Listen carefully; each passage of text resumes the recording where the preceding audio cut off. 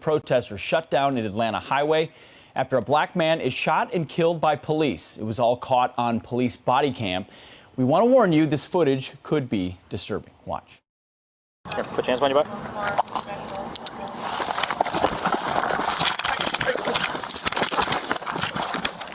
Hey, stop fighting! Stop fighting! Stop fighting! Stop fighting! You're gonna get tased! You're gonna get tased! Stop! I'm 63.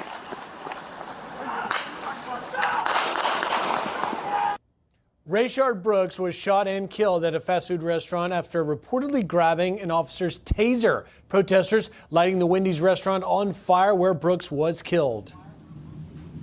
The officer who shot Brooks, Garrett Rolfe, now fired from the force. Atlanta's police chief resigned from the department less than 24 hours after the shooting. Welcome, everyone, to the 6 a.m. hour of Fox and Friends. Here with Griff Jenkins, Pete Hegseth. We're going to be covering the latest of the Atlanta shooting that we just spoke a bit about, as well as what's been going on the ground in Seattle.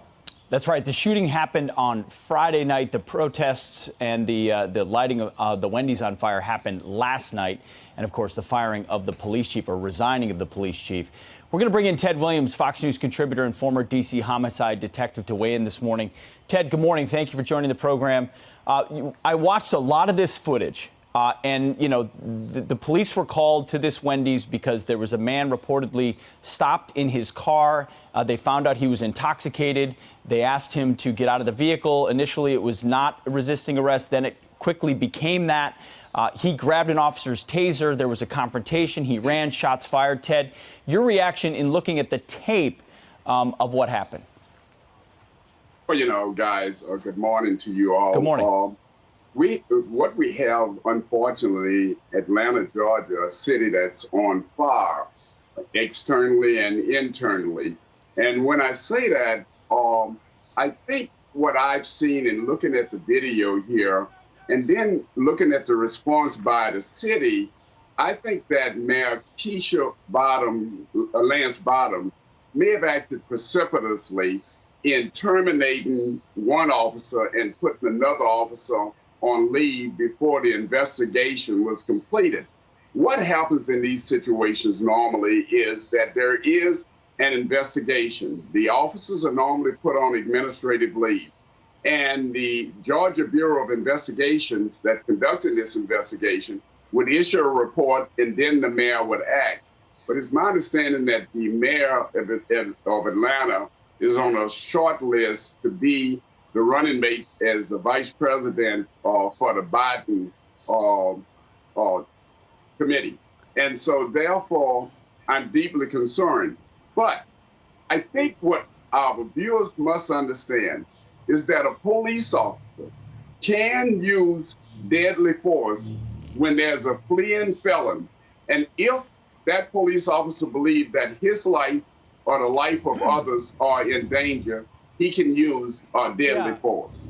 But you know, Ted, you and I were, in full disclosure, texting a lot last night because, remember, the call came for an individual sleeping in his car in a drive-through, and then even though Brooks appears to turn the gun, which is a taser, and fire at him, there's space. They're giving chase now. Different than perhaps the force that would have been used had they still been wrestling. So as you and I have over these years have gone in and looked at the use of force, was it appropriate, or has politics played too big of a role in this decision? Well, this is the $64,000 question as to why the decision was made so precipitously. You're right, Griff. You and I have covered many of these scenarios and situations around the country. And in this situation, the question of whether deadly force was used properly should have been left up to the Georgia Bureau of Investigation, and it was not. And as a result of that, we had people out on the highway, protesters out on the highway. We had the Wendy's on fire. We have gas stations right in that area, and it's a very unfortunate situation. You know, Ted, did authorities perhaps respond so quickly in terms of punishing the officer because there was a perception that in the case of George Floyd, by many, myself included, like many people were saying, why did it take so long to hold these officers accountable? Why did it take 5 days?